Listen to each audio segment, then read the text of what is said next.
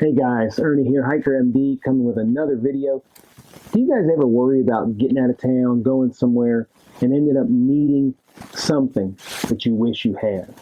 Now, a lot of people look at this concept and think of what's known as a bug out bag or an everyday carry bag, and I certainly have my own. Today we're going to go through my everyday carry bag. We're going to go through the things that I keep in my car at all times for emergencies, and I hope to maybe learn something from you guys, and then maybe you guys can also learn something from me from the time I've put into putting my bag together. So let's talk everyday carry bags. Let's talk bug out bag. Thanks for tuning in. Now let's dig into what we got in our bag. All right, guys, so let's start looking through what we have. Now, first, I want to just preface this by saying this is my everyday carry bag. My family has their own bug out bag from the standpoint of more food and family items. This is something that I keep in my car or on my person as much as I possibly can. It's always with me. So first we'll look at the things that I actually keep in my trunk because I don't keep everything in the bag itself. The first thing, a couple of real simple things, I keep an orange trash bag. Now, I usually have one in the trunk and one in the bag, in the actual everyday carry bag. Everybody knows what these are good for. Ponchos, laying stuff on the ground, just using for signals. So an easy everyday carry thing. Next is a tarp. I keep a 8x10 tarp in the back of my car. Pretty self-explanatory what these are good for. I think that I have tarps kind of everywhere, and I like having them just in case, whether it be for ground cover, using it as a shelter, or just covering things up if you don't want people seeing what it is you have. There's just so many things you can use a tarp for. So this always stays in the back of my car, and it will be there if I ever need it. I also have an axe. Now this is a Gerber axe. I have two axes that I use a lot. This one is excellent. It's really for the back of my car only. And I like having something that I can process wood with if needed. Now this also has an integrated in the handle, a very nice saw. So something else as well, any of you who've ever processed a lot of firewood knows that cutting up smaller branches is super easy when you have one of these saws. So something I always keep with me. As far as a weapon or a firearm, it's kind of controversial what some people carry. I'm probably a little bit unconventional. I have two handguns that I usually carry with me, one or the other. If I'm going out of town, if I'm going someplace that I'm a little less comfortable, I'll usually carry a revolver. In particular, I have a .357 pistol grip revolver that I carry with me. Now, on an everyday basis, and I think from the standpoint of survival, a smaller caliber weapon is better for me. I carry a .22. This is the particular model that I usually carry. I will remove the magazine, and you can see it is clear of anything. This is a Sig Sauer Mosquito. It's a great little handgun, and I like carrying something that I can very easily hide, very easily use, even for hunting. And that's the thing. When I'm thinking about an everyday carry bag, I'm thinking about something catastrophic happening, and I'm thinking about having to take care of myself, not just physically. Now, if somebody comes after me, I can shoot them. It doesn't have a lot of stopping power, don't get me wrong. And that's why I use a higher caliber weapon when I'm out of town. But nonetheless, this is what I choose to carry. Everybody can have their own opinion, but I like this weapon, and I enjoy carrying it. It makes things very easy for me. So let's talk about the actual bag. Actually, one other thing. I do carry as well a fairly strong LED flashlight. I have quite a few flashlights. This actually just loops. There's a little hook inside of my trunk, and I just put it there, and I'm able to always have this. It's great to always have a flashlight near you so you can use it. This is my actual everyday carry bag. It is a Maxpedition.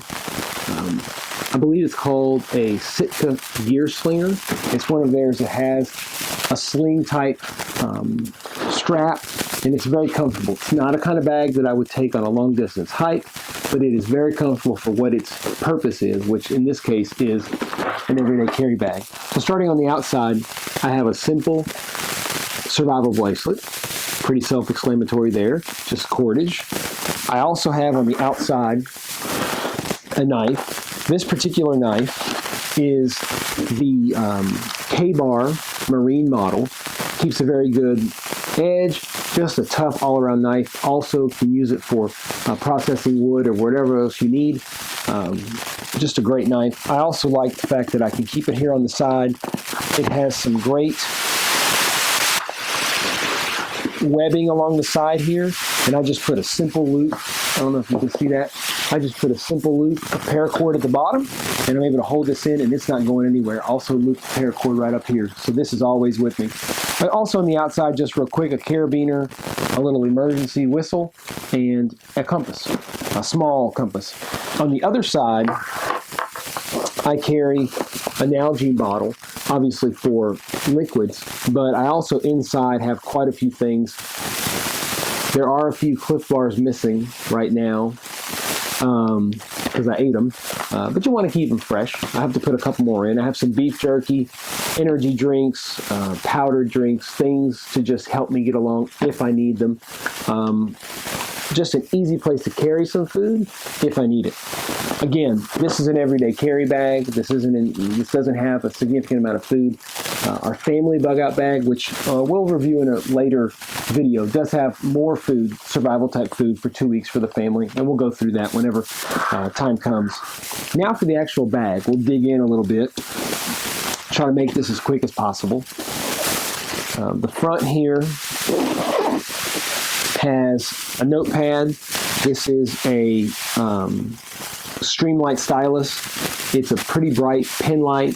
It's easy to use anywhere you need it, and it's surprisingly bright for just having one bulb. This is a space pen. I'm not sure where I got it, but it actually works, very well. And this is a Write in the Rain notepad. Inside is an actual pad. You never know when you're going to need to write stuff, leave messages, write a note, leave a note on your car, write yourself something, make a map, do whatever it is you need to do. You'll have it, and this is easily carried with you. And you could just carry the actual tablet, but I like the idea of having a little carrying case because I just do. In here, two other things. Another flashlight. This is a pretty El Cheapo Target model or Energizer flashlight. Really like it though.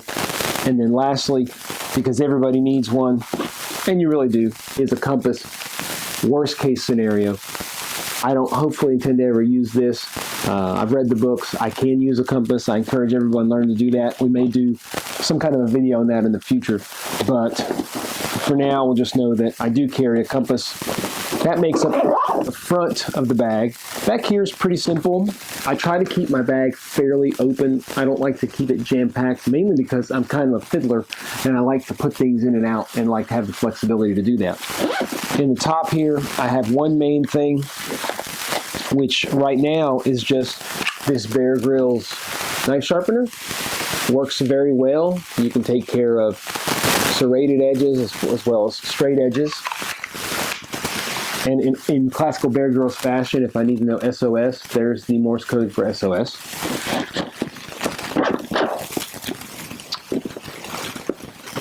We'll just put this back on real quick. Underneath here is kind of my cordage area. I have two. This is probably each maybe about 20 feet of paracord in each of these. I have a fairly good amount of slender Gorilla Tape. And this bag has lots of little nooks and crannies, which is nice. I also have on this little keychain holder just a simple flasher, and I believe this is another ink pen. Threw it in there because I had it, so I put it on there. That's pretty much the top of the bag itself. Now we'll kind of get into the meat of the bag, which is the bottom compartment.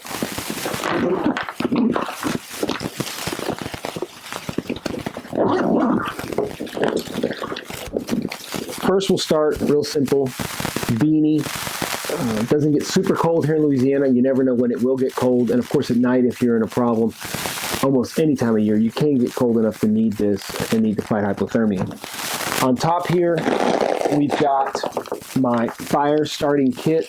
Very simple, Maxpedition bag. This thing has got everything you could ever want to start a fire. It's got Vaseline soaked cotton balls. It's got steel wool. It's got several quick fires. I've got a Bear Grylls striker. This particular striker I like a lot. I took the lanyard off because it's just too much, but I actually really like this striker. It has a little top here that pops off. It has normally a little bit of cotton. I used it, or my kids used it. I think my son might have taken it. So we will put it back. I think we used it the other day trying to make a fire, and I haven't put it back yet. Also have, to continue the overkill, a magnesium flint stick. We can scrape off the magnesium, a lighter, and waterproof matches. If I can make a fire with something in here, my family does not deserve to survive. It's an overkill type thing, but I like it that way. I like having as many things as possible. I also use this bag a lot with the kids, so we get to practice a lot and have a lot of fun.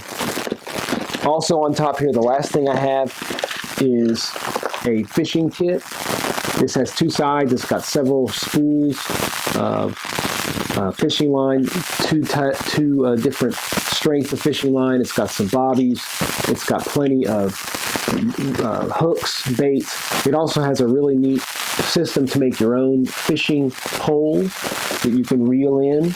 It's a really neat video. I'll put a link to it. It's from Common Sense Outdoors, a really nice, informative YouTube channel. So check that out, Common Sense Outdoors, and I'll put a link again on how to make that fishing rod for probably $2. You can buy the stuff you need to always be able to make a fishing rod just in case.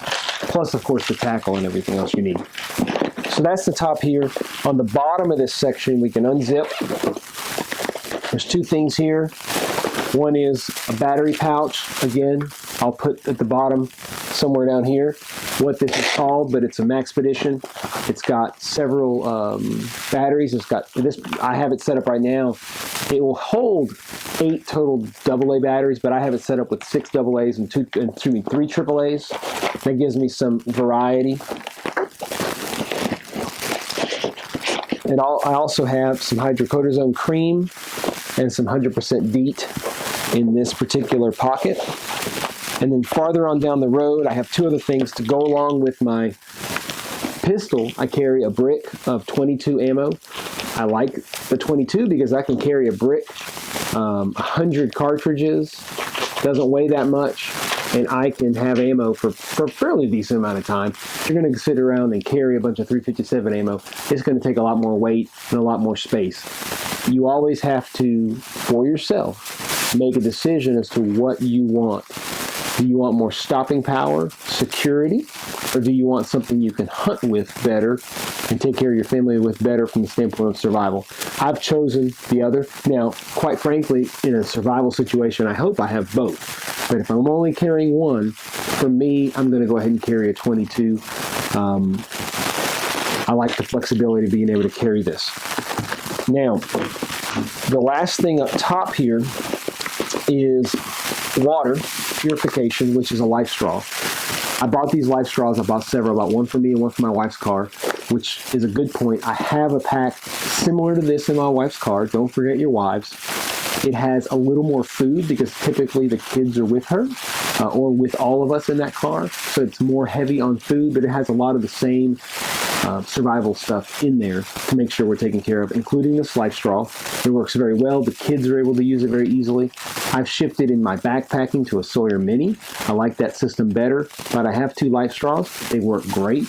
We don't use these packs a lot, so we're going to leave it in here as long as it works. This will filter a lot of water and a lot of dirty water very easily. So let's put those back real quick, and we're getting down to the bottom of the pack here.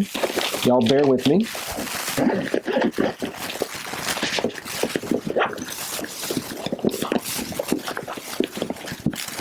I'll fix that later.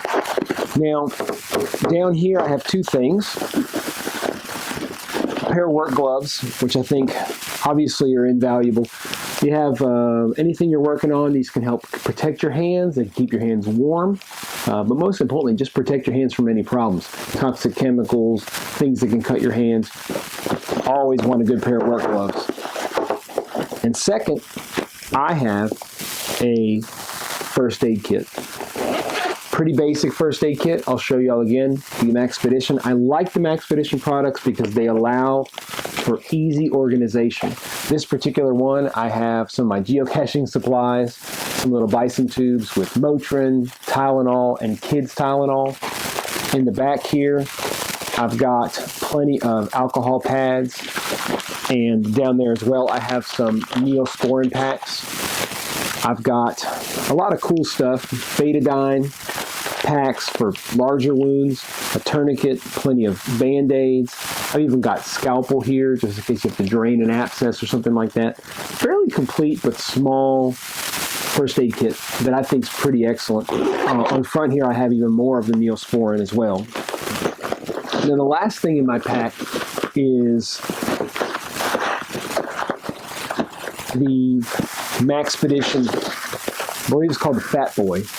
And there's a reason for that. You can put a lot of stuff in here. If I was to have to leave my car with one item, it very well could be this one because it has a lot of stuff. So we'll go through it real quick. You can see again, the Maxpedition products are so easy to organize. I have a Swiss Army knife, very simple. I'll try to hold this up for you guys so you can see. A Swiss Army knife. I've got a Stanley. This is a screwdriver. It's like a pen.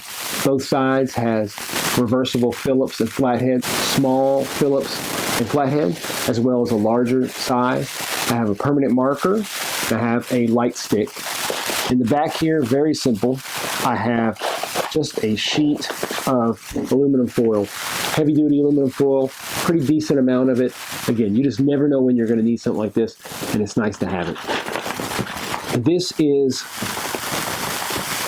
a tape system that I made, which anybody can make. It's super simple.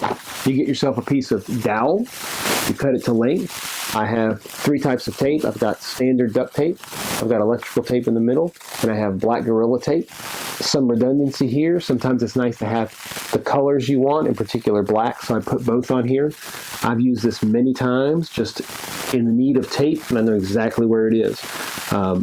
The tape I have up top, again, it's just a smaller caliber, so it's just about having some redundancy and having the things that you need.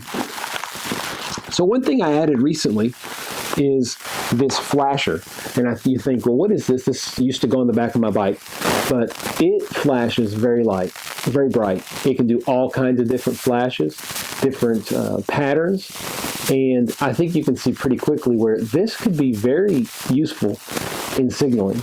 It weighs nothing.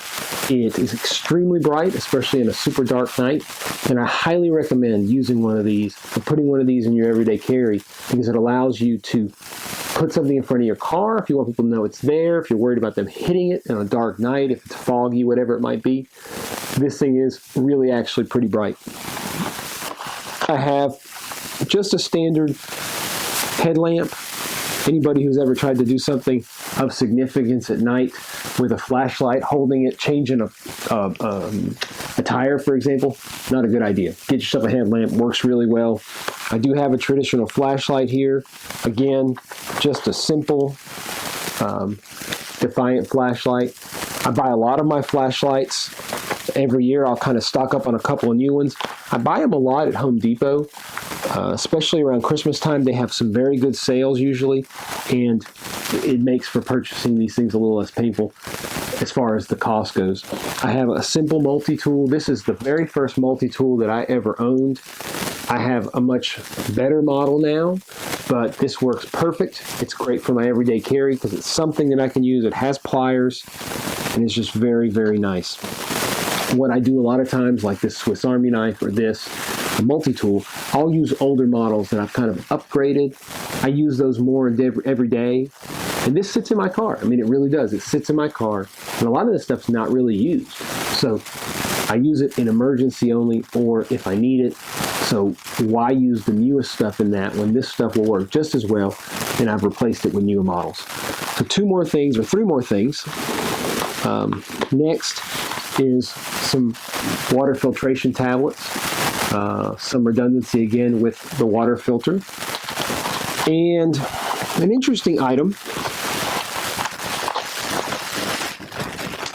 a snake bite kit. Why a snake bite kit? I'll be completely honest with y'all, because my children are fascinated with the snakebite kit. I've never seen anything like it. What's in here? A little green string for a tourniquet. I've got a much better tourniquet than that. Some juice of some sort, which I think is an iodine solution. I've got better iodine. But saying that I have a tourniquet and iodine solution does not equate to a snakebite kit. This is more valuable, particularly in the eyes of my children. So, because they think it's so awesome, we carry it. A lot of this channel and what I want to bring about in this channel, not just this and stuff like this, is really being with your kids and enjoying things. My kids love this stuff. I'll take a little aside here and just tell y'all, my kids love this stuff. People think that talking about preparedness, talking about being ready for disasters can kind of freak kids out. And I find it to be completely the opposite. My kids love it. They love feeling that sense of preparation. They love knowing that we as a family are at least trying to make sure if there's a problem that we'll be ready. Now, am I a doomsday prepper? Do I store 2 years of food in my house? Absolutely not. I strongly believe that you have to be ready to take care of yourself. In a short-term amount of time, you can store enough food to take care of you and your family for a small amount of time, the things you need for a small amount of time, but not for a prolonged period of time. If there's a big disaster and you need a prolonged period of survival, you have to have the skills to take care of yourself. And that's what this channel's about, along with all the other stuff, the hiking, the backpacking, the geocaching. That's just one part of it. But anyway, the kids love the snakebite kit. They love the preparation. And that's why I really love to do this stuff. I enjoy it. I really do. But there's one thing left that I carry in here, and I think it's pretty important. In this day and age, I don't know about you guys, but I don't carry cash. So I always keep a fresh $100 bill in a little Ziploc baggie. I don't carry cash. We have debit cards now. It makes life easier. This is the one piece of equipment that I did not put in my wife's bag in her car. So recently she was on a trip, driving home. Kids had been at camp, and she went into a Subway. She had 2 other kids with her. I think it was 4 kids. She gets into the Subway. You know how it is. You're putting the Cokes together. You're putting everything together. She puts her wallet on the thing and drives off. She gets on down the road. She doesn't have enough gas to get back to her wallet.